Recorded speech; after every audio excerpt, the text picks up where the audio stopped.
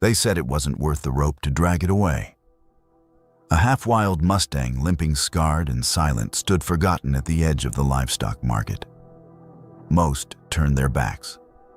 One man didn't. A broken veteran with $5 to his name reached into his pocket and made a choice no one understood. What happened next didn't just save a life. It rewrote his own. Because sometimes what the world throws away is exactly what you were meant to find.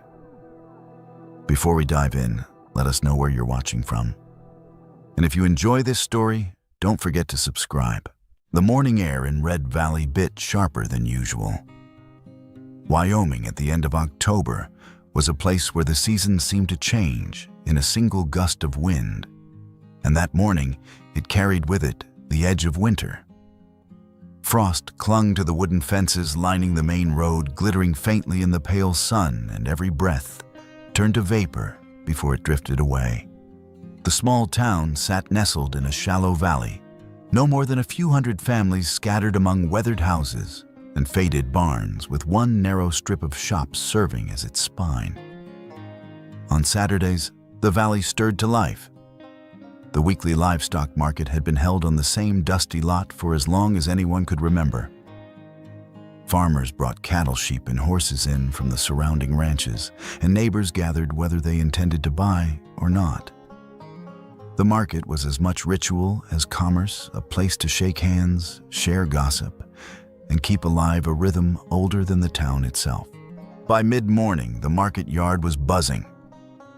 Men in felt hats leaned against rails chewing toothpicks, while women in wool coats bartered for bundles of hay or jars of pickled vegetables. The smell of smoke from wood stoves and portable grills mingled with a raw sense of livestock manure, leather, and earth. A boy ran past with a stick of jerky in his hand, a dog close on his heels, both weaving between boots and wagon wheels. Among the crowd moved a man whose presence seemed both part of the scene and set apart from it. Elias Carter was tall, but carried himself with a slant, his left leg lagging slightly behind the right, as though unsure of its place. Every step bore the echo of a memory he could never quite shake: the blast in Kandahar, the fire that had stolen more than flesh, leaving behind a limp and a shadow in his mind. He was 41, but his face wore lines carved deeper than the years should have etched. Cheekbones, sharp jaw, unshaven, and eyes of a gray so pale they looked as if they had once seen color and lost it. He had served 12 years in the Marine Corps, most of them spent in deserts half a world away. When the injury forced him home, there was no parade, no grand welcome, just a bus ticket. And the house his parents had left him, a creaking wooden place on the edge of town that seemed to sag under the weight of its own memories. These days he kept to himself, earning a little here and there, fixing fences, patching roofs, sharpening tools for neighbors too old or too busy to do it themselves. The market was one of the few gatherings he tolerated. The noise was steady, but not overwhelming, the kind that wrapped around him like a blanket and made him feel anonymous. Here, people's attention was on the animals, the bargaining, the endless dance of supply and need not, on the tall man with the limp and the faraway eyes. That morning, he had come with no intention of lingering. He carried exactly $7 folded in the inside pocket of his jacket, the last of his money, after paying the electric bill. All he needed was a pair of hinges, and if luck allowed, a second-hand hammer handle to replace the one that had splintered in his barn. He kept his head low, scanning stalls, quickly ready to return home before the weight of the crowd began to press in. He had just found a vendor with a bin of rusted tools when something at the edge of the market drew his eye. Beyond the bales of hay stacked high and the corral gates leaning on posts, there was a shape that didn't quite belong. A horse. It stood tied loosely to a weathered post, away from the bustle, as though its presence was an afterthought. Its coat was the color of storm clouds and dust gray, tinged with brown, matted with dirt and patches of burrs. The animal bore itself with a stillness that was not resignation, but something fiercer, quieter. Its left hind leg bent awkwardly, the hoof barely touching ground, and Elias could see the scarred tissue puckered around the joint even from a distance. Ribs pressed sharp against the skin, and on the shoulder, a long pale scar cut through the hair like a mark left by rope or whip. Most men would have looked away. Elias should have. He told himself as much. But his feet slowed. The horse raised its head. Eyes met eyes, his gray and tired. The animal's dark and unwavering. Not wild in the way of panic, nor dull with defeat, but alive with something that felt disturbingly familiar. It did not flinch from his gaze. It looked through him steady, as if demanding he choose whether to turn aside or acknowledge what he saw. "Something catch your eye," a voice called from behind. Elias turned. A heavy-set man in a filthy Carhartt jacket leaned against the fence, chewing on a stub of sausage. His beard was thick, peppered with gray, his cheeks ruddy from wind and whiskey alike. Hank Dobson ran one of the smaller ranches outside town, and his reputation was as rough as the cattle he drove. "That horse," Elias said, nodding. Hank spat into the dirt. "Picked it up near the rocks behind my place. Half wild, mean as sin. Legs no good. Eats plenty, though. Can't pull a cart, can't carry weight. Not worth keeping." Elias's eyes lingered on the animal's stance. "How old do you think?" Hank shrugged, uninterested. 7, maybe 10. "Doesn't matter. I'll run it down to the plant next week. Get a few dollars for the hide." The words sat heavy in the cold air. Elias looked back. The horse hadn't moved, hadn't looked away. Its ears twitched at the sound of Hank's voice, but its eyes never wavered. "If you're feeling crazy," Hank added with a smirk, $5 and it's yours. Otherwise, I'll be rid of it soon enough." "5," Elias repeated almost to himself. "5," Hank said. "Hell, I'll throw in the rope." He laughed a short, dry bark. Elias reached for his pocket without thinking. The wallet was worn nearly to threads, leather soft with years of use. Inside were the 2 bills that represented the remainder of his week's survival, a 5 and 2 ones. His thumb brushed the faded paper. He should walk away. Hinges and a hammer handle, that was why he had come. He needed them. The roof of the barn door sagged and the wind whistled through gaps. He had no use for another mouth to feed, especially one with a lame leg and a shadowed past. And yet, the horse's breath rose in faint clouds, each one catching the morning light. Still it watched him steady, unflinching. Elias pulled out the 5, folded it once, twice, held it out. Hank snatched the bill with a scoff. "You're crazier than I thought. Good luck, Marine. You'll need it."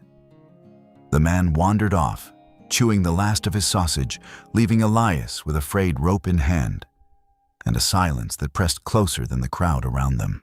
Elias stepped forward slowly, hand firm on the rope, but offering no pull. The horse turned its head toward him, ears twitching. For a long moment they stood like that, 2 creatures worn down in different battles, measuring one another. Finally, Elias spoke, his voice low. "I won't ask anything of you today. We're just going home, that's all." The horse blinked once and then shifted its weight. The lame leg dragged slightly, but it took a step, then another, falling in beside him without resistance. Dust rose beneath their feet, fine and pale against the darker earth. Elias found the word leaving his lips before he knew it was there.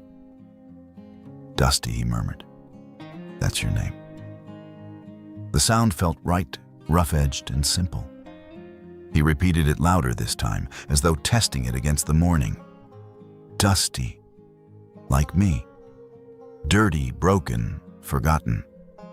The horse's ear flicked back, then forward again, as if acknowledging. They moved through the market together. A few heads turned, curiosity lingering on the sight of the limping animal and the scarred man leading it. but no one said much.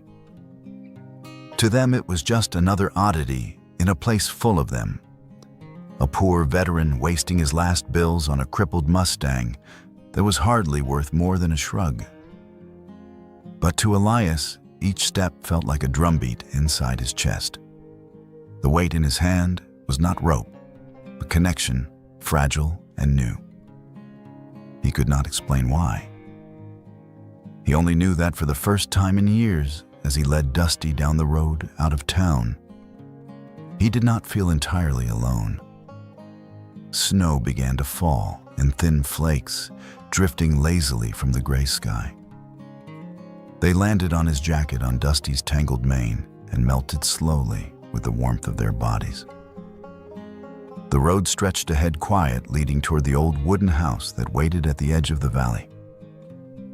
Behind them, the noise of the market faded into distance.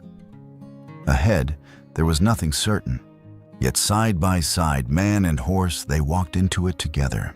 The road north out of Red Valley curved along the low ridge before dropping into a shallow cut of pine and cottonwood. By the time Elias and the horse reached the weather-beaten house, the sun had swung west, a pale gold behind thin clouds. The place stood as it always had, half proud, half weary. The boards were silvered with years of wind and snow, the porch sagging under its own weight. Behind the house, leaning against the slope, crouched a barn and a small horse stall that had not seen a proper tenant in nearly 2 decades. The stall was little more than a box of wood and rusting tin. The roof sagged one corner patched with tar paper long since peeled away. A door hung crooked on its hinges, creaking like an old man's knee each time it swung. This had been his father's doing once his father had kept a pair of plow horses there, before tractors came, before time itself seemed to strip the usefulness from such animals. Since then, the stall had become little more than storage for broken tools, a bicycle with 2 flat tires and sacks of lime that had hardened to stone. Elias dropped the rope loosely across a fence post and set to work. His movements were slow, but sure the habits of a man who had spent years improvising shelter in places far less forgiving than this. He dragged out the junk, cleared the floor, and fetched a bale of straw from the loft. Kneeling awkwardly on his bad leg, he spread the straw in a rough bed, the golden stalks whispering against the wood. He rinsed the water trough with a stiff brush, filled it from the well until the bucket handle cut into his hand, and dumped in a pile of hay he had bought from old Johnson down the road. When he finally turned back, the horse was still there watching. It hadn't pulled away, hadn't tried to break free. Its ears swiveled at every sound, but its body stood quiet, tense as a bowstring. Elias stepped close enough to unclip the rope, letting it fall into the dust. "This is home," he said, voice low and steady. "If you want it." The horse flicked an ear, shifted its weight, and limped forward into the stall. It did not touch the hay. It did not drink. It simply stood angled toward the corner nearest the door, dark eyes fixed on him. That first night, Elias lay awake on the narrow bed in the house. The wind pushed against the boards, whistling through cracks, and from the back he could hear the faint scrape of hooves as Dusty shifted inside the stall. Not restless, not panicked, just never settled. Over the next days, the pattern became clear. Each time he entered the stall, the horse retreated a step, pressing its body toward the wall. Not with wildness, but with the suspicion of something long conditioned. It ate sparingly, drank a little. The ribs showed no less, the coat no smoother. Elias recognized the look. It was not so different from men he had known in faraway camps, eyes always tracking hands, always near the trigger, sleep never deep. The horse wasn't afraid of noise or movement. What it feared was trust itself. He understood that. So he did what he had learned in another life. In another desert, he waited. Instead of reaching for the halter or trying to force closeness, He carried in a folding chair from the porch, set it against the far wall of the stall, and sat. Sometimes he brought a book of the old paperbacks that had survived his deployments. Louis L'Amour westerns, faded copies of Hemingway, even a war memoir or two. He read aloud in a voice quiet enough not to startle, steady enough to fill the silence. Not for the horse to understand, but for the air between them to carry something other than suspicion. On other days, he said nothing at all, only sat with a cigarette smoldering between his fingers, never lit long enough to smoke, just something for his hands to do. He might stay an hour, he might stay 3. Always he left the gate open just wide enough to step through, easily, a gesture of respect rather than command. The first words he truly offered Dusty were not an order, but a memory. One afternoon, he leaned back in the chair, let the book rest on his knee, and said quietly, "Back at Camp Leatherneck, we had a stray wander in. Big police horse got loose from somewhere. Damn thing strutted right through the wire like it owned the place. Bunch of jarheads gave it a name, Sergeant Hooves. Carried itself like an officer, ate like a king. Didn't belong to us, but we kept it around until somebody came to claim it. Funny thing, it kept watch better than half the guards." His eyes drifted toward the animal across the stall. Dusty stood as always, angled toward the door, ears tilted, dark eyes measuring. "I figure you had a name once, too," Elias went on. "But names are like uniforms. They get stripped off when the world decides you're done. You're Dusty now. Fits, I think. Fits both of us." The horse did not answer, of course, but its ears flicked forward, then back. For Elias, it was enough. 3 days passed like that. On the 4th morning, the wind brought with it the smell of wood smoke and coffee drifting across the ridge. By midday, a knock sounded at the gate, brisk and familiar. Martha Lee stood there, wrapped in a gray wool coat, a basket hooked on her arm. Her hair was mostly silver, tied back in a bun, her face sharp and kind all at once. She owned the only cafe on Main Street, the kind of place where old men lingered over pie and young ranch hands filled their bellies before long days in the saddle. To Elias, she was more than that. She had been a neighbor since childhood, one of the few who still bothered to check in since his return. "Well, Carter," she called, eyeing the stall behind him. "What stray have you dragged home this time?" Elias rubbed his palm along his thigh, shrugging. "Cost me $5. Her gaze flicked to the horse, then back. She didn't laugh. Instead, she lifted the basket and pressed it toward him. "Hay I set aside for the racehorses that come through town. Better than the stuff you're feeding. And some black bread, for you or the beast, whichever needs it more." He took the basket with a muttered thanks. Martha leaned a shoulder against the fence, studying Dusty. The horse lifted its head slightly, ears angling, but didn't retreat further. "You know," she said slowly, "sometimes an animal can heal things better than any doctor. You spent years patching up others, Elias. Maybe it's time to let something patch you up." Her words landed heavier than she likely intended. Elias had no answer, so he simply nodded. Martha stayed only a short while longer, offered a few more observations about the coming snow, and then left him to his silence. But her words lingered like embers. On the 5th evening, the sky blazed copper as the sun slid behind the hills. Inside the stall, the air glowed dim through cracks in the board shafts of light, striping the straw.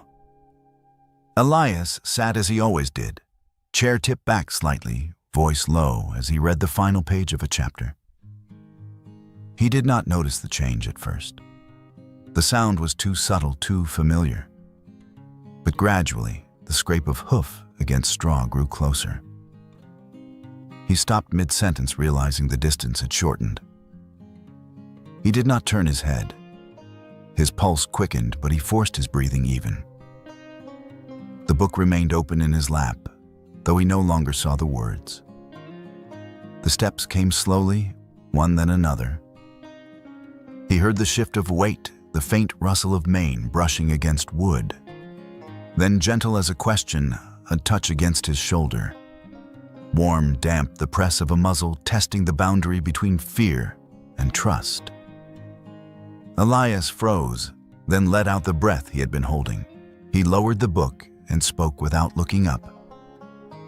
"Hello, Dusty." For a moment they stayed like that man and horse, the contact no stronger than a whisper. Then the animal withdrew, retreating not to the farthest corner this time, but to a place near the center facing the door. Not hiding, watching. That night, for the first time, Elias left the stall door cracked. He did not speak of it, did not coax, only stepped out and walked away. Whether the horse chose to stay or to wander was its own decision.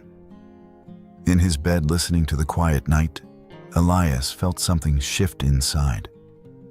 Not triumph, not victory. Something smaller, rarer. A seed of trust, fragile as glass, but alive all the same. The morning had started quiet. A week had passed since Elias had led the horse home from the market, and in that time, the rhythms between them had settled into something fragile but steady. Dusty still kept his distance, still watched every move with the careful intensity of an old soldier measuring a stranger. Yet he no longer pressed into the corners of the stall. He ate more steadily, drank deeply from the trough, and sometimes even stood close enough for Elias to hear the slow rhythm of his breathing. That morning, the frost clung to the edges of the fence, like powdered glass melting in the pale warmth of a hesitant sun. Elias had dragged out his father's old toolbox, a dented red metal thing with more rust than paint, and set it on a chair near the stall gate. The hinges on the gate had been giving way, one hung loose, threatening to drop altogether if left unattended. Elias figured if he was going to keep Dusty safe here, the least he could do was fix the damn gate. He propped a short wooden stool against the post, climbed up gingerly, his bad leg protesting, and leaned over with the drill in one hand and a handful of screws in the other. The work was simple, almost comforting, the whine of the drill. The smell of metal shavings mixing with the hay, the steady feel of wood under his palm.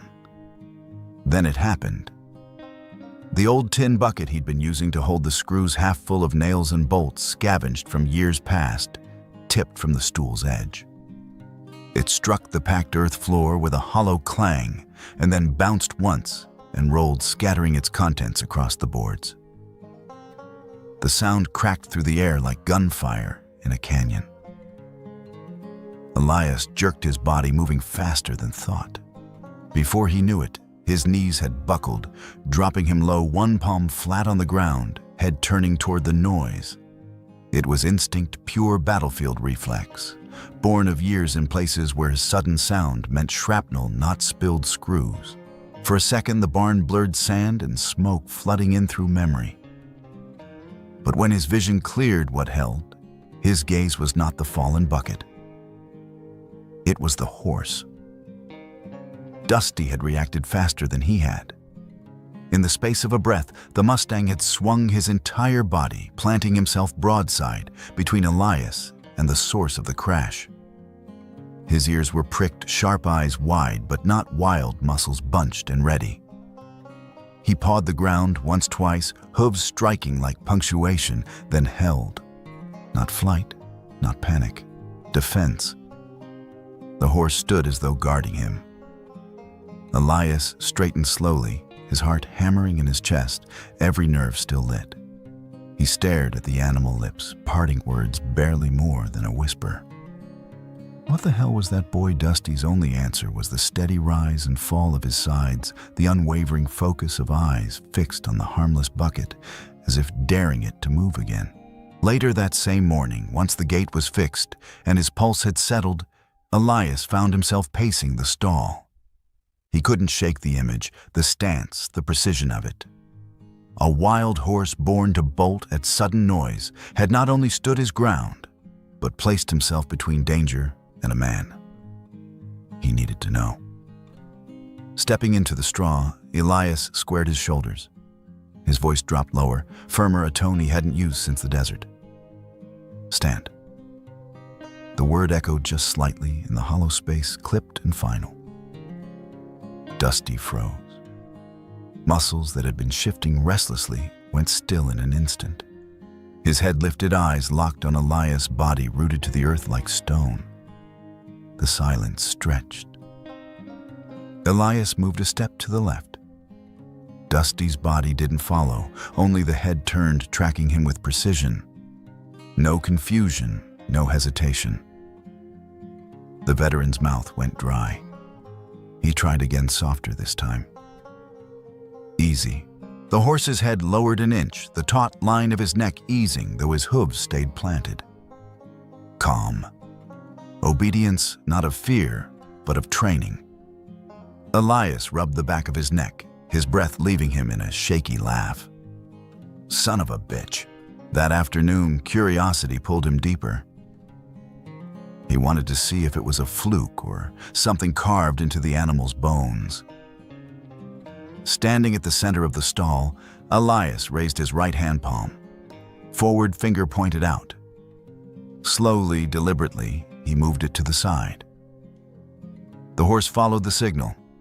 3 deliberate steps to the right. Then he stopped, waiting eyes, never leaving Elias's hand. Elias let out a low whistle. He tried again, another gesture.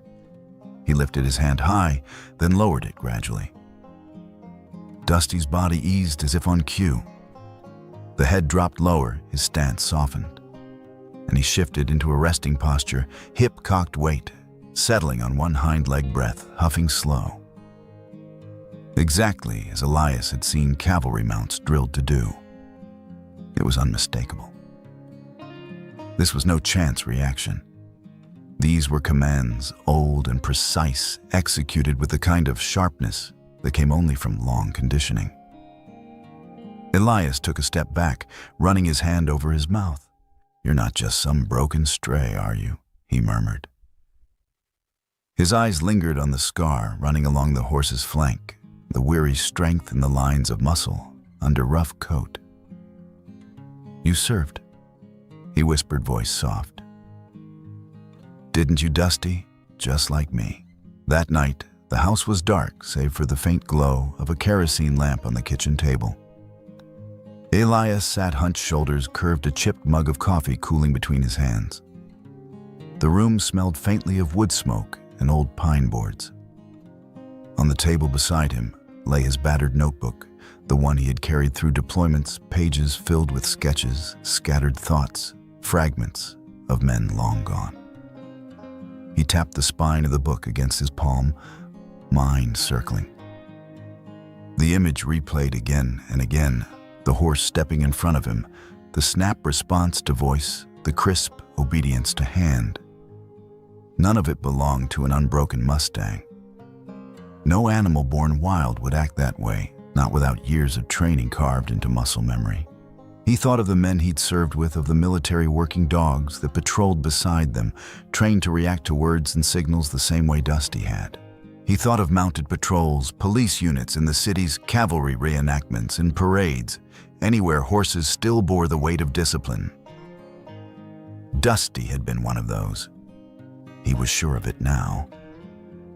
But how had a horse like that ended up in a backwater auction, pen ribs sharp under skin, written off as nothing but meat value? Had he been injured, discarded, left behind, when he could no longer keep pace? Had some handler fallen, leaving him unwanted, or worse? Had he simply outlived his usefulness in a world that had no room for loyalty? The questions gnawed, but no answers came. Elias sat in the quiet, his thumb running absently along the edge of the notebook. He looked toward the window where, beyond the frost-laced glass, the silhouette of the barn hunched against the moonlight. A week ago, he had seen only a broken stray worth pity. Tonight, he saw a fellow soldier. Respect settled where simple compassion had been. Not just affection, not just need, but recognition. He lifted the mug, drained the bitter coffee cold on his tongue, and whispered to the empty room, "Whatever they threw you away for, Dusty, they were wrong. You're still a damn sight more than they knew." Outside, a low snort drifted faintly through the night, as though in answer. The forest had always waited for him, patient and silent, though Elias had rarely dared to step far inside. Millstone Woods stretched for miles behind his property, a tangle of oak, cottonwood, and pine that turned every fall into a cathedral of color. This afternoon, near the end of October, the leaves were almost gone. The canopy burned gold and rust red, the ground quilted with brittle maple and oak that crunched under hoof. The light came slanting and low, filtered through branches like stained glass. The air smelled sharp with frost, but sweeter too tinged by the fading musk of autumn. Elias sat in the saddle of the horse he had bought for $5, letting Dusty carry him slowly along a trail his father had once cut behind the house. He had walked it many times on foot in the years after his return from war, never farther than a quarter mile before the silence pressed too close and the memories began to scrape raw. The forest could be too much like the deserts he had left, silent, endless, and waiting for noise to shatter it. But today, he felt different. Perhaps it was the weight of Dusty under him, steady and calm, the easy sway of a horse that moved without hurry. The saddle was an old relic, stiff leather, patched more times than he could count, yet Dusty accepted it without protest. The horse walked with a deliberate rhythm, ears twitching his responses, subtle but sure. One squeeze of Elias's knees shifted him forward. A touch of the reins to the left brought him gently around a curve. The man breathed easier than he expected. For the first time in years, the trail did not feel like a tunnel into old terror. It felt like space. Like he might just for an afternoon let himself move farther than fear usually allowed. So he urged Dusty on, and the horse obliged. The path opened onto a small clearing where the late sun struck the earth in broad swaths of light. Elias slowed Dusty to a walk, eyes scanning the tall grass and the dark rim of trees beyond. He had always been cautious on open ground. Old habits died harder than anything. But he told himself this was just a forest, just Wyoming, nothing more. Then the smell hit him. At first, faint drifting with the wind. Wood smoke, he thought, probably someone burning leaves on the far side of Millstone. Ordinary, seasonal. But to his body, to the scarred corners of his mind, it was not ordinary. It was burning fuel. It was charred rubber. It was the air of Kabul, of Kandahar, of Fallujah, streets clotted with smoke and dust and the sickly reek of fire that came when metal, rubber, and flesh all burned together. A branch snapped in the underbrush. To anyone else, it would have been nothing. To him, it was the crack of a pistol, a sudden pop that meant someone had opened fire. Gravel shifted under Dusty's hooves, but to Elias, it was boots grinding against sand, soaked in blood. His chest locked. The world tilted. The forest dissolved. In its place came the ruin of a convoy, ambushed, the shriek of rockets, the glare of fire against night. His lungs dragged for air but found only panic. His hands slipped on the reins, his knees buckled. He slid sideways from the saddle, hitting the ground with a grunt. The earth was cold, damp with fallen leaves, but he barely felt it. His palms dug into the soil as if bracing against an explosion. The words tore from him in a broken whisper, over and over. Not real. Not real. Not real. His vision blurred at the edges. His throat closed. All he could hear was the roar of memory, the blast of a war that had never really ended for him. Dusty should have run. Any horse-born wild would have bolted at the sudden fall, at the crack of fear pouring off the rider. The instinct of prey was always flight. But Dusty did not run. The Mustang swung back, muscles, rippling hooves thudding against the leaves as he circled. His body lined up parallel to the man crumpled on the ground. Lowering his head, Dusty pressed in close until his warm flank brushed Elias's trembling shoulder. The horse stood there, still and immovable like a wall. Elias gasped, eyes clenched shut, but his hands found the rough hair of Dusty's coat. He clutched at it, feeling heat, feeling life. His chest heaved in stuttered bursts until he caught the rhythm of something steadier, Dusty's breathing. In, out, slow, patient, solid. Elias forced himself to follow. His ragged breaths dragged into something longer, deeper. His heart slowed its frantic pounding, matching almost unconsciously to the deliberate pulse beneath his fingertips. Dusty shifted one hoof, planting it firm in the earth. His head dropped, lower muzzle brushing Elias's shoulder. Then he struck the ground lightly with one foreleg tap-tap, a sound not sharp, but grounding like a reminder, here. Now. This is real. The soldier leaned his forehead against the warm curve of the horse's neck.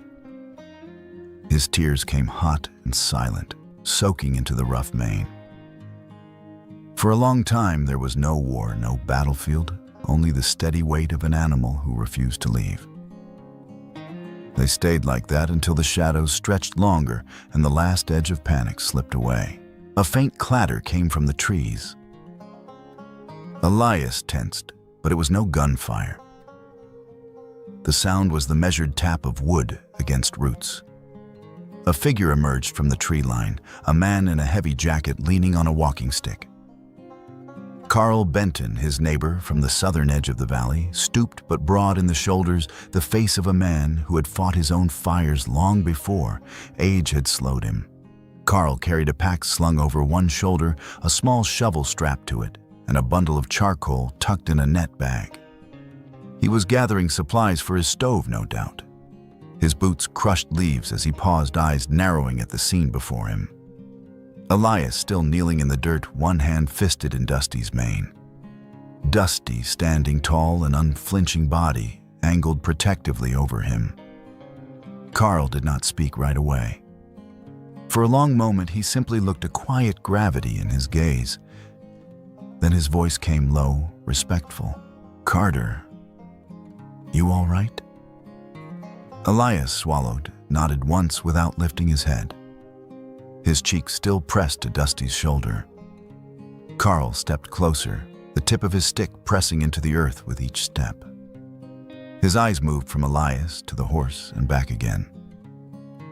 "That's no ordinary animal," he said softly. "He knows. He knows when you need him." Dusty flicked an ear, but did not move. Carl's expression softened, though there was something almost odd in the lines of his face. "I've pulled men from fire, dragged them breathing out of smoke, thick as tar. I've seen dogs save lives. But I've never seen a horse stand guard like that." He gave a small shake of his head, as though the sight had changed something in him too. They walked back together at dusk, Carl following the trail with his stick, Elias leaning heavily on Dusty's side, as though the horse were not only transport, but anchor. By the time the barn loomed out of the darkness, the first stars had kindled in the Wyoming sky. Carl left with a nod and a clap to Elias's shoulder, saying nothing more. That night, Elias did not light the lamp. He sat in the straw of the stall, his back against the wooden wall legs stretched out before him. Dusty lay nearby, not far, his head turned toward the man as he dozed. No tether, no rope, just presence. The silence between them was not heavy now. It was filled with something else, something unspoken, yet certain. Half an hour passed before Elias finally found words. "You're not just a horse, Dusty," he said quietly into the dim. His voice cracked, but he did not care. "You're my comrade, my brother in arms." The horse lifted his head, eyes catching the faint moonlight that fell through a crack in the boards. Calm, steady, unwavering. A vow neither of them needed to speak had already been made. The first snow of winter dusted the valley that morning. a thin white sheet laid over the fields and fence lines. Elias stood at the back of the house, mug of coffee cooling in his hand, and watched the horse move across the packed dirt yard. Dusty walked with his usual strength, shoulders rippling under his winter coat. But when he turned and put weight on his left hind leg, Elias noticed it again, that faint but stubborn hitch. A limp that surfaced after long rides or in the chill of dawn. Not dramatic, not crippling, but present, persistent. The horse never flinched, never cried out or staggered. He bore the limp the way men bore scars, shifting weight, making do, never calling attention to it. But Elias had lived long enough with his own body's betrayals to recognize what he was seeing. He set the mug aside. "Something's wrong, partner," he murmured. "More than just age." By mid-morning, he had made up his mind. The truck hadn't run in weeks out of fuel and out of money, but the town wasn't far. He saddled Nothing, slipped a halter over Dusty's head, and led him down the road himself. If it took 2 hours on foot, so be it. Dusty followed steady as always, hooves crunching snow steam curling from his nostrils. The valley lay hushed around them, the peaks of the Absarokas dusted in white. The sky a pale, washed-out blue. Red Valley looked small in the winter light, its single main street flanked by weathered storefronts, paint faded to gray, and red dust frozen at the edges of the boardwalks. As Elias led Dusty into town, people looked up from porches and shop doors. It wasn't every day a scarred veteran walked a limping Mustang past the cafe and hardware store. Some faces showed curiosity, others indifference. Martha Lee stepped out of her cafe with a tray of bread to cool, raised her eyebrows at Elias, but didn't call out. He just tipped his head in acknowledgement and kept walking. The vet's office sat tucked behind the old farm supplies shop, a squat brick building whose mortar had gone chalky with age. A wooden sign hung crookedly above the door, Henry Wallace, DVM. The man himself was sweeping the stoop with slow, deliberate strokes. Age had bowed his back, but not broken it. His white hair stuck out under a worn felt hat, and his jaw was covered in the permanent stubble of a man who had long ago stopped caring about appearances. Wallace glanced up as Elias approached, Dusty's limp evident in each step. His eyes, pale and sharp as chips of glass, narrowed just slightly. "Been a while, Carter," he said. "Yeah," Elias replied. His voice was rough from the walk, from the weight of what he was asking. "The horse needs a look. And I figure you're the only man left in this valley who can read a story out of a scar." The old vet's mouth twitched, not quite a smile. He set the broom aside. "Bring him in, then. Let's see what he has to say." The exam room smelled of hay and iodine, of leather oil and iron. Wooden stalls lined the back wall, each fitted with iron rings and padded gates. Wallace led them to the nearest, moving slow, letting the horse take in the space. "I won't force him," he said, more to Elias than to Dusty. "If he doesn't want me close, we'll leave it be." But sometimes a horse remembers more from tone than from hand. He approached Dusty not as one approaches livestock, but almost like an old friend voice, low, steady, murmuring half-nonsense in a cadence that was more music than words. The kind of sound a man might make to soothe a nervous recruit or a child in pain. Dusty flicked an ear, exhaled, and stood still. When Wallace laid a hand against his flank, the horse only snorted, shifting weight, but not pulling away. "Good boy," the vet said softly. "Let's have a look." He began at the legs, fingers pressing along tendons, following the line of muscle. When he reached the left hind, Dusty tensed eyes showing a flicker of white, but he did not kick. Wallace's touch was firm, yet gentle, tracing the inside of the thigh, where hair grew a shade darker. There, half hidden beneath winter coat, was a scar. Not new, not raw, but deep enough that no time could erase it. A pale line crossing flesh in a place no ordinary tumble could have cut. Wallace's brow furrowed. This wasn't from a fall. Elias stepped closer. Then what Steele Wallace said grimly. Looks like he was caught in a trap. Or worse, a hobble, maybe a clamp. Something designed to hold him still whether he liked it or not. His hands moved higher, brushing along the withers. He stopped at another patch of roughened hide, small but unmistakable, right where a heavy rein or strap would rest. This, Wallace muttered, is lash scarring. From a military bridle or a control strap used by law enforcement. Too precise to be ranch gear, and too cruel for any cowboy worth his salt. Elias felt his jaw tighten. Dusty stood patient beneath the old man's hands, only the slow rise and fall of his chest betraying life.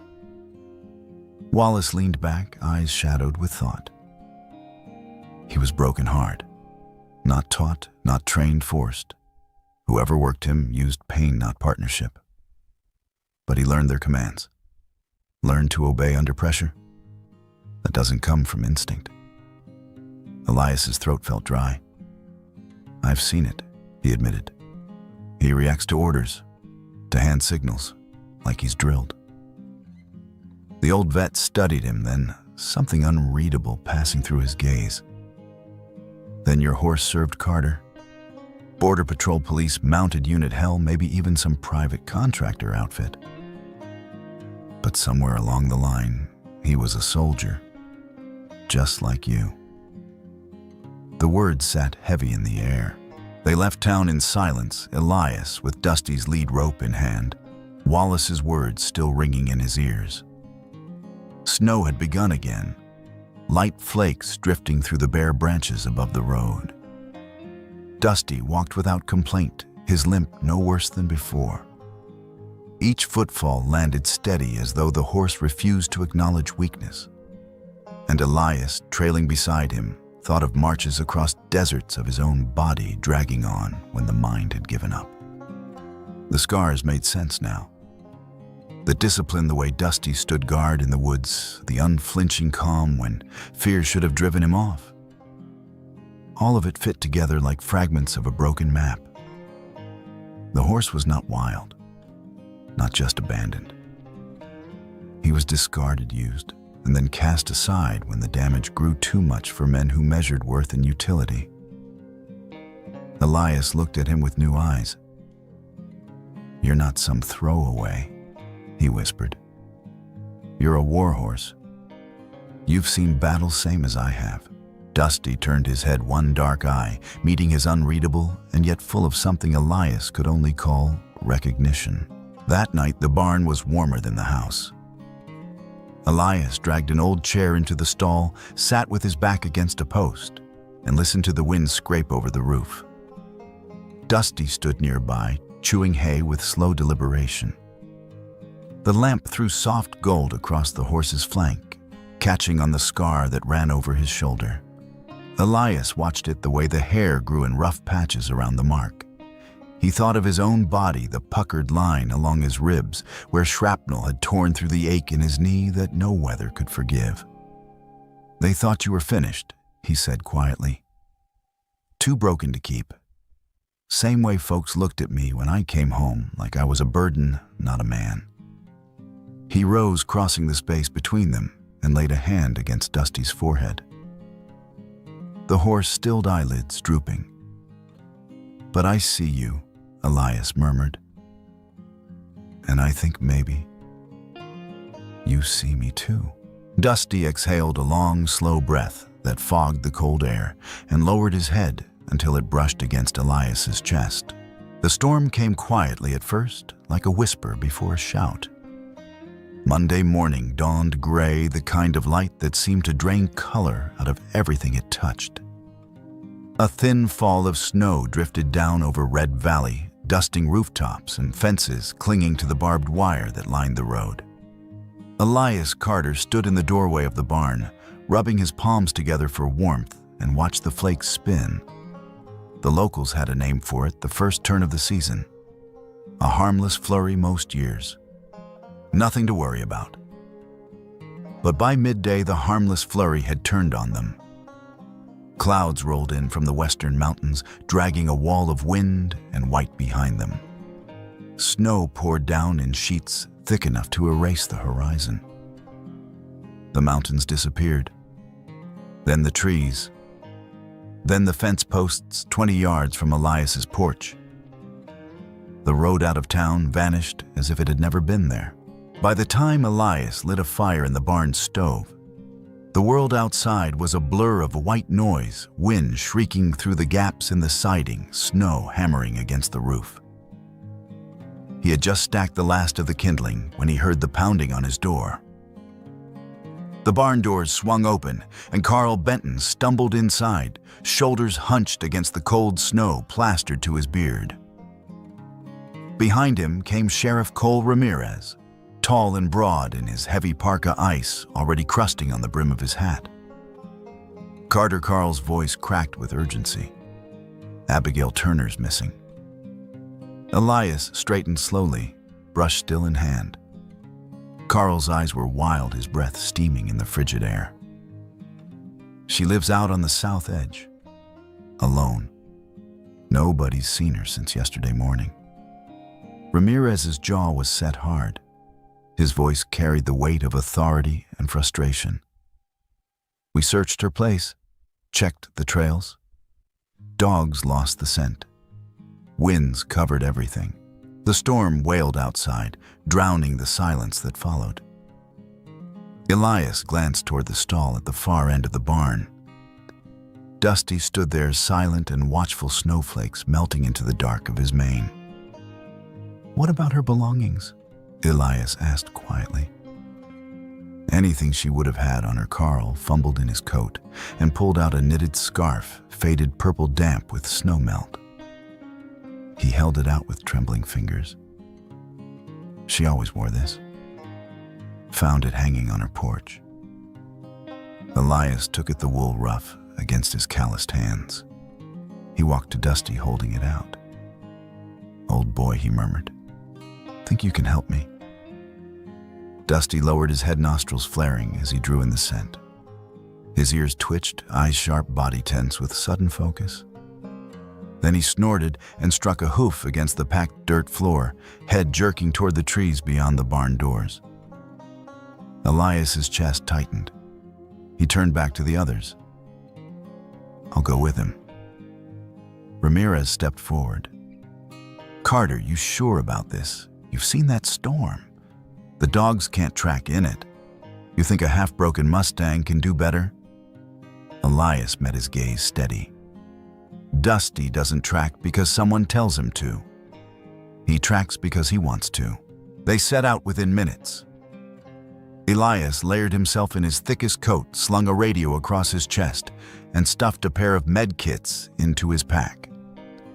A flashlight dangled from his belt. He didn't mount up. The snow was too deep, the footing too treacherous. Dusty would choose the path better without a rider's weight to burden him. The storm swallowed them as soon as they left the yard. The world became white chaos, wind, roaring snow slicing against his face like shards of glass. Trees loomed like ghosts, their branches bowed and creaking under ice. The road, the fences, all of it was gone, erased. Elias kept one hand on Dusty's lead rope and the other shielding his eyes. The horse pressed forward head low against the wind ears, flicking nostrils, pulling in scents Elias could never hope to catch. Time lost meaning in that storm.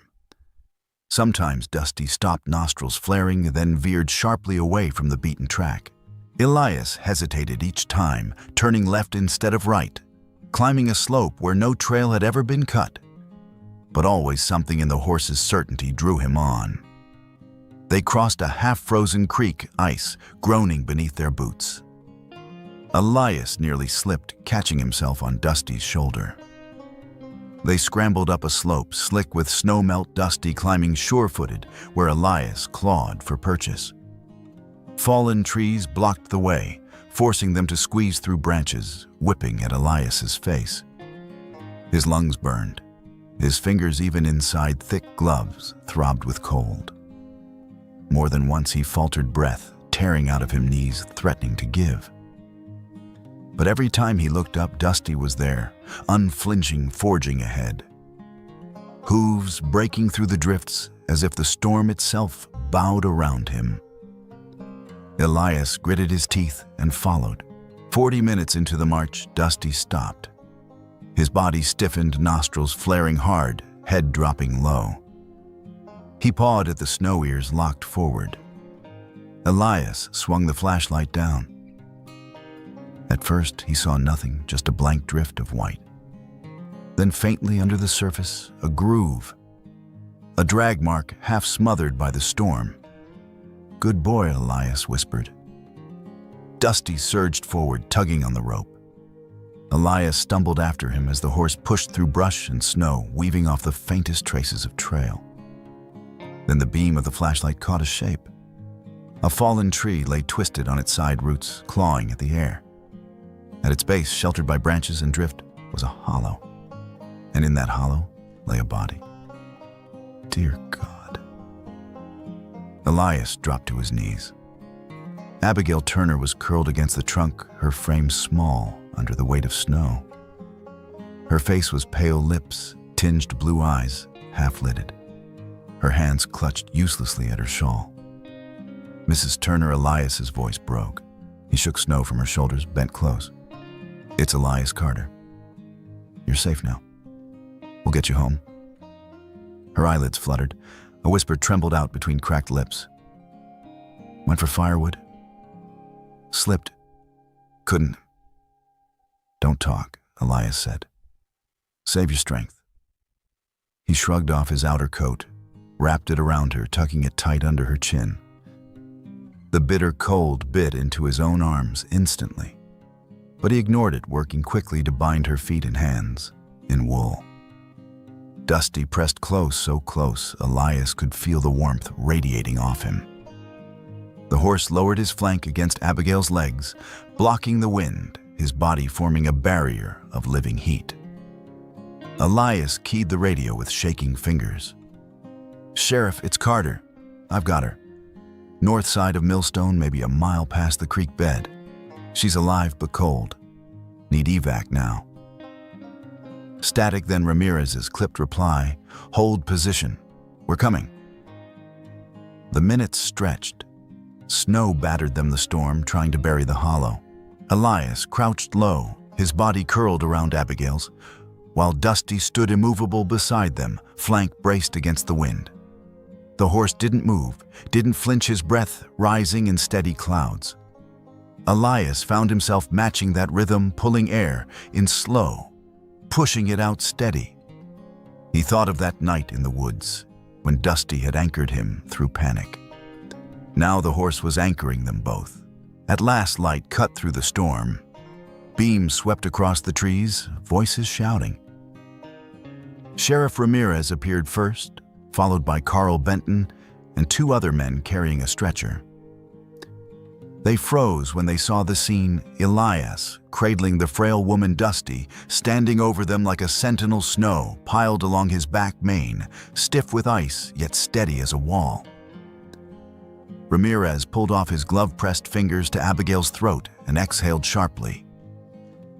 "She's alive." Carl's gaze shifted to Dusty, awe softening his weathered features. "I'll be damned. The horse found her." Ramirez met Elias's eyes and shook his head. "I wouldn't have believed it if I hadn't seen it myself." They lifted Abigail onto the stretcher, wrapped her in blankets. As the men carried her through the trees, Dusty moved with them, never more than a step away, his dark eyes fixed on the fragile figure. He yielded only enough room for them to pass, then fell into stride alongside, as if unwilling to surrender his post. Back at the road, headlights from the ambulance cut through the storm. Abigail was loaded inside, her pulse weak but steady. The townsfolk stood huddled in the snow breath, rising in pale clouds, eyes drawn again and again to the horse standing silent beside Elias. One of the hunters clapped Elias's shoulder. Dogs couldn't do it. But your horse never hesitated. Ramirez stepped up, resting a gloved hand on Dusty's mane. If anyone still doubted this animal, they don't now. Elias looked at Dusty, then his coat crusted with ice, his breath steaming his eyes, calm and unwavering. The storm howled around them, but the horse stood steady as if carved from stone. Elias's voice was low, almost lost to the wind. He didn't just find her. He showed me that broken things can still do something extraordinary. Dusty flicked an ear, exhaled softly, and pressed his muzzle against Elias's arm. The morning after the rescue, Red Valley woke to a different kind of silence. The storm had broken sometime in the night, leaving the valley blanketed in fresh snow. Every roof fence and tree stood softened under white, as though the land itself had paused to take a deep breath. But in the diner, the silence didn't last long. On the front page of the Red Valley Echo lay a photograph that seemed to capture everything in one image: a horse flanks, heavy with snow, standing like a shield against the wind, while a frail woman was cradled at his side. Above it, the headline screamed in bold letters, "The $5 Horse and the Blizzard Rescue." By noon, the paper had already sold out. The article spread by word of mouth faster than the storm itself had blown through. Folks who hadn't spoken Elias Carter's name in months were whispering it over cups of coffee and plates of eggs, no longer with derision, but with something closer to wonder. At Martha's Cafe, where Elias had once been little more than a tolerated shadow in the corner booth, every table seemed alive with speculation. They say that horse wouldn't move until the rescuers got there. Sheriff himself swore he'd never seen anything like it. Even the school down the road picked up the story. By afternoon, crude sketches of a gray horse were taped to the hallway walls, drawn in crayon by children who had never met Dusty, but spoke of him like a legend. The man who had once been invisible and the horse dismissed as broken had suddenly become the subject of every conversation. The change was subtle at first. A day later, Elias walked Dusty through the town square to fetch water from the river. Snow crunched under their boots and hooves, the air still sharp from the storm's passing. Children were the first to approach. One boy, freckled, red-nosed breath, puffing white in the cold, darted forward, his hand trembling with excitement as he reached toward Dusty's muzzle. "Is your horse a superhero, mister?" The boy asked, eyes wide with belief, too big for his small frame. Dusty lowered his head, warm breath spilling over the child's fingers. The boy giggled, cheeks glowing with delight. Before Elias could answer, a woman bent down to her son's level, her voice soft with awe. "This is the horse that saved Mrs. Turner. He's clever, maybe braver than any of us." Elias's lips quirked in a small, hesitant smile. "He's the hero," he said, patting Dusty's neck. "Not me." They moved on, but more faces turned toward them than before. People no longer crossed the street to avoid him. Instead, heads nodded, eyes softened, hands lifted in greeting. Outside the hardware store, Pete Dawson emerged, carrying a heavy sack of oats slung over his shoulder. Pete had never spared Elias more than a curt glance, his respect hard-earned and rarely given. But now he walked straight over, set the sack down at Dusty's feet with a grunt, and dusted the snow off his gloves. "For your partner," he said simply. Elias blinked, caught off guard. Pete, I don't." Pete shook his head, cutting him off. "Don't thank me. Just feed him." Dusty, as if on cue, bobbed his head once, almost a booze. Pete's laughter cracked like a thaw breaking the ice. "Smart as a devil, this one," he said, shaking his head as he walked back inside. Elias stood there a moment longer, the sack at his feet, warmth rising in his chest. That had little to do with the oats. That evening, Elias found himself drawn once again to Martha's cafe. The place was busy, warm air spilling out each time the door opened. He slipped into his usual corner, half expecting to remain unseen as always. But Martha came over almost immediately, a steaming mug of coffee in her hands. She set it down without asking for an order, smiling as if she had been waiting for him. "I knew you'd come," she said, her voice carrying that blend of cheer and authority only women like Martha seemed to possess. A hero ought to have a place to sit. Elias looked around uneasily. A few patrons lifted their chins in subtle acknowledgement. No one sneered, no one looked away. Instead, there was room for him in the quiet rhythm of the room, as though he had always belonged there. Martha slid into the chair across from him, pouring sugar into her own cup. "I told you once," she began, "that sometimes an animal knows how to heal better than any doctor." Her eyes softened as they settled on his weathered face. "I was partly wrong." Elias frowned lightly. Wrong how she stirred her cup. It wasn't just the horse. You let him heal you. And now he's healing all of us. Elias didn't know what to say, so he only glanced through the window at the horse tied outside his silver-gray mane, catching the glow of the street lamp, each breath a plume of fog rising into the night. Dusty stood as he always did, steady waiting. That night, back at the cabin, Elias sat on the porch with a mug of tea warming his hands. The air was sharp stars glimmering like ice chips above the valley. From the barn came the quiet sound of Dusty chewing the oats Pete had given the glow of a lantern, casting long shadows across the snow. Elias leaned back in his chair, letting the steam from the cup curl around his face. Memories pressed in the first time he had led Dusty home from the auction, the horse gaunt and wary eyes, too full of silence. The way folks had shaken their heads, muttering about 5 wasted dollars. The weight of being dismissed as nothing more than a crippled veteran with a broken horse. He remembered his own disbelief, the nights he had wondered if maybe the town was right, if perhaps both he and Dusty were only the remnants of what had once been useful, now discarded. And yet, here they were.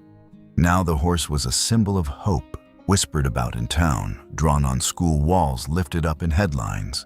And Elias, though no one said it, outright felt it in every nod, every small smile, every hand that reached out instead of pulling away. He sipped his tea eyes on the barn.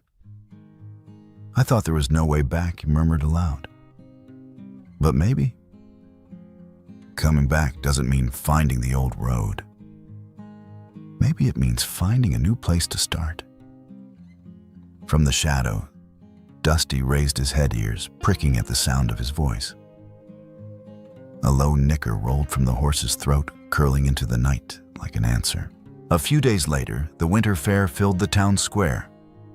Strings of lanterns swayed above the booths, their light reflecting off snowbanks and icicles. The air carried the scent of roasted chestnuts, pine garlands, and wood smoke. Families bundled in scarves drifted from stall to stall, their laughter ringing out against the crisp night. At the far end of the square, a new display had been set up. A wooden cutout stood against the backdrop of pine boughs, a life-sized silhouette of a gray horse mane sweeping as though caught in the wind. Beneath it, carved into a simple plank, were the words, "The hero in the snow," and "the one who believed when no one else did." No names, no mention of Elias or Dusty, just the symbol itself.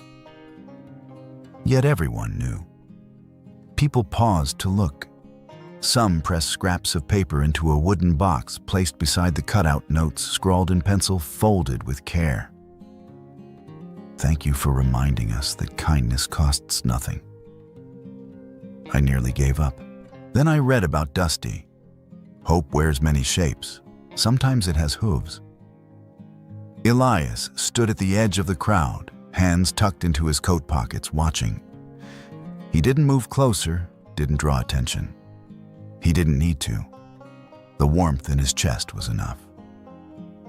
From across the square, Dusty stood tied near the lamppost, his breath silver in the cold ears, twitching to the laughter and music. Lantern light caught in his dark eyes, steady and calm. For the first time since he'd set foot in Red Valley, Elias felt something shift deep inside.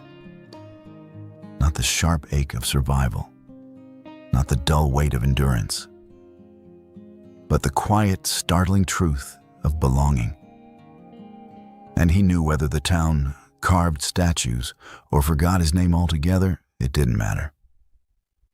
He and Dusty had walked through the storm together and out the other side. That was enough. A week after the winter fair, the envelope came thick paper, a red wax seal stamped over the flap, like something out of an older, steadier time. It was addressed in a careful hand to Elias Carter. Beneath his name, someone had added almost as an afterthought, and Dusty. Elias stood in the kitchen with the kettle steaming and turned the envelope over once, twice, as if it might vanish if he hurried it. He broke the seal with a thumb and unfolded the letter. The script was neat, the language spare. We respectfully invite you, Elias Carter, and your horse Dusty to the annual Red Valley Veterans Honor Ceremony next Sunday. This is not only for you, but for things greater than any of us. Signed, Ben Holloway, Chairman, Carbon County Veterans Association. A former Marine, same as Elias. He read it again, then set it on the table and just looked at it. For a long time, honor had been a word for other men, other days' parades you watched from the sidewalk, medals polished for shadows you couldn't touch. He had worn the uniform, he had borne the weight. But the word had drifted away from him somewhere between the desert and the bus ride home. Now it sat in his kitchen solid as the mug cooling by his hand. He folded the letter and slipped it back into its envelope, like the way a man pockets a keepsake he isn't yet ready to show anyone.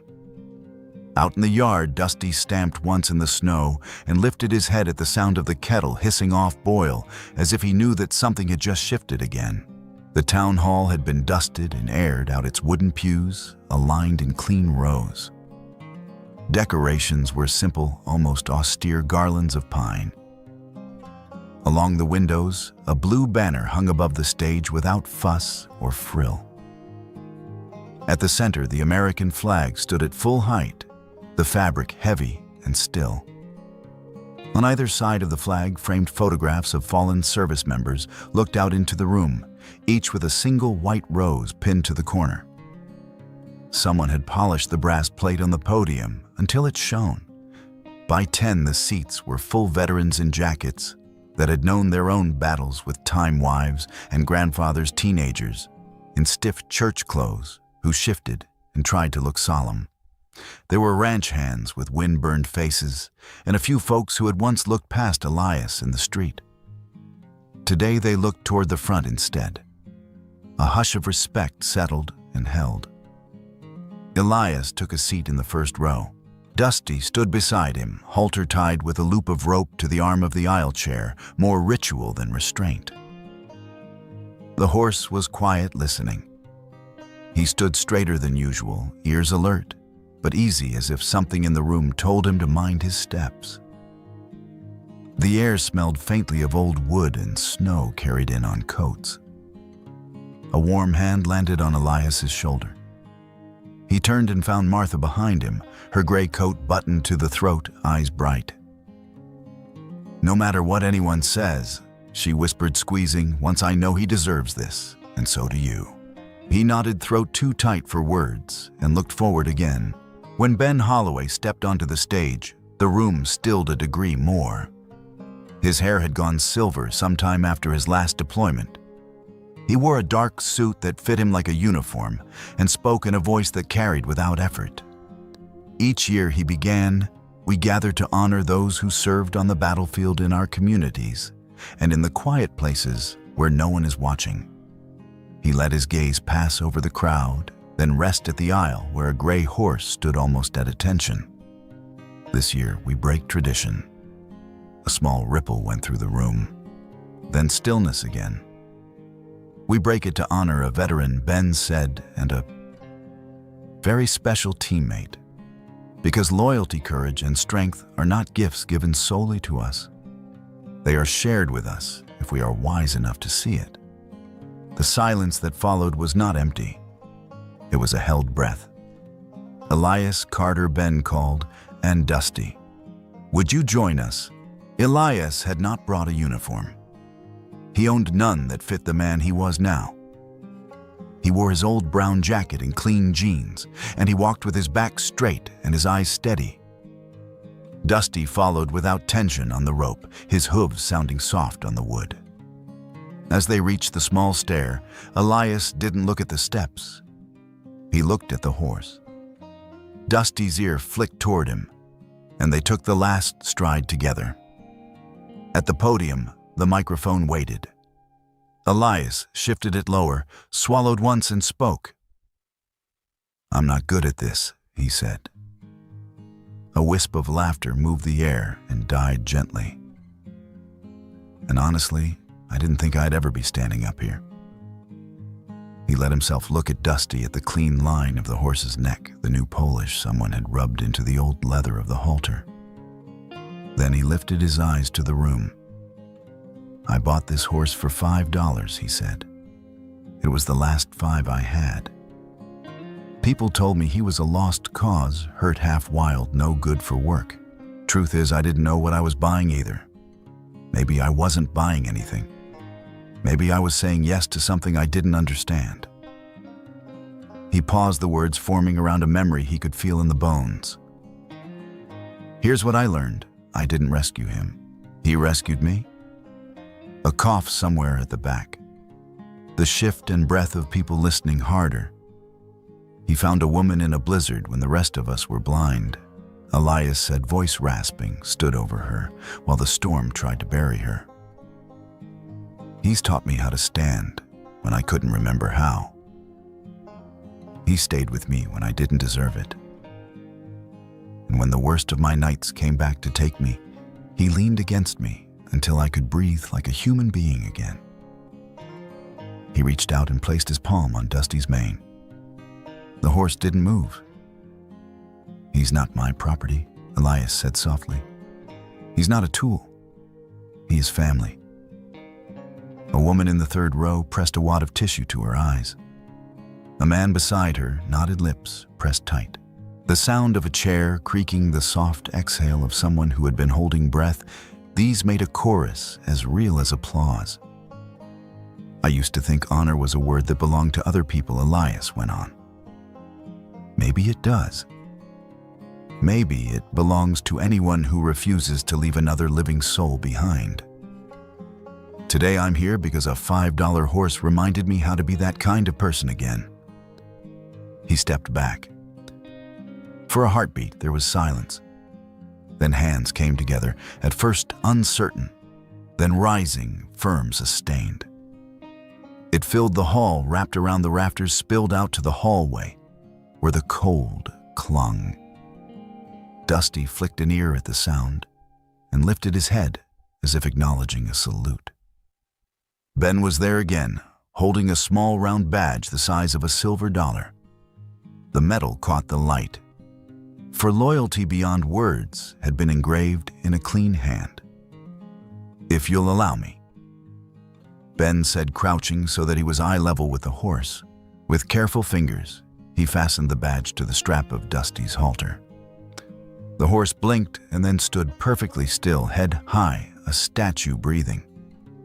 "Today," Ben said, rising his voice low, "and sure, we honor not just a soldier. We honor a friendship between the forgotten and the steadfast. Between those who fell out of the parade and kept marching anyway." The applause came again, warmer now, less like ceremony than relief.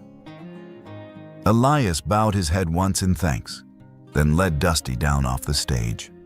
As they passed the first row, Martha stood and touched the edge of the badge with 2 fingers and smiled at the horse, as if she were thanking him for something only he and she would ever fully understand. They did not linger. Ceremonies have their own kind of exhaustion, different from the ache of labor, but no less real.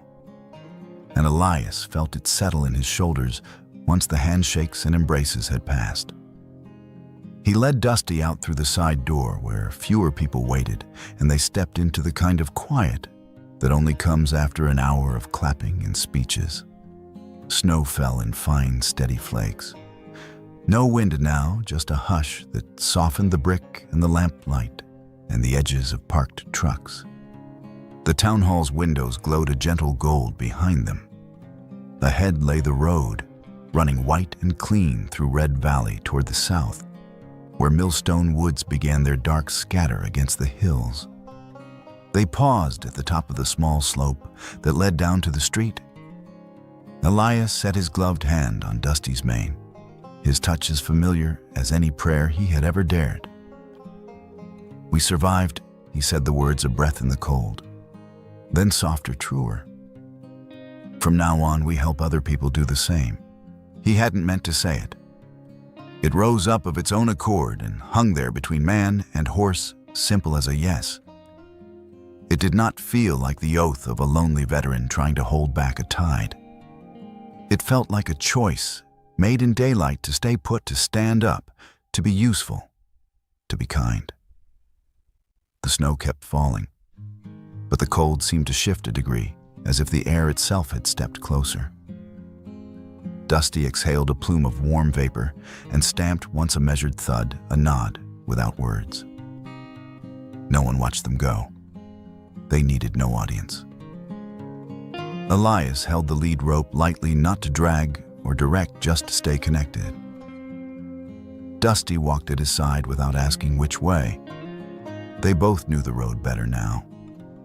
Their steps drew a clean pair of tracks down the slope, boot prints and half-moon hoof marks, parallel, steady, never crossing. They moved past the muffled hum of the town and into the soft, open quiet where breath and snow were the only sounds. No one could say where they were going next. Maybe it would be to a neighbor's fence line that sagged in a wind, or a widow's porch whose steps had gone unsafe. Maybe it would be to a classroom where a boy with a stutter wanted to touch a hero's nose and learn how patience feels. Maybe it would be nowhere in particular, just another long walk that kept a man and a horse in practice for whatever the world surprised them with. Behind them, the prints held for a while, dark against the clean white. Then fresh flakes began to soften the edges. It didn't matter. The path wasn't for other feet. Those twin tracks meant something else. Two lives that had broken and did not stay broken. Two creatures who had learned that loyalty isn't commanded, it's earned when you make room for it. When you open your hand and say, "I will not leave you." When you learn to match your breathing to something steady and good. Elias glanced over. Dusty turned an ear.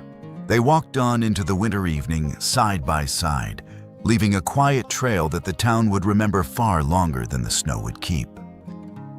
Thank you for staying with us until the end of this story. We'd love to hear from you. Share your thoughts in the comments below and let us know your favorite part. If you enjoyed the journey, don't forget to like, share, and subscribe to our channel for more captivating stories like this one. And don't miss out. Hit the notification bell so you're always updated on our latest content. Your support truly means the world to us.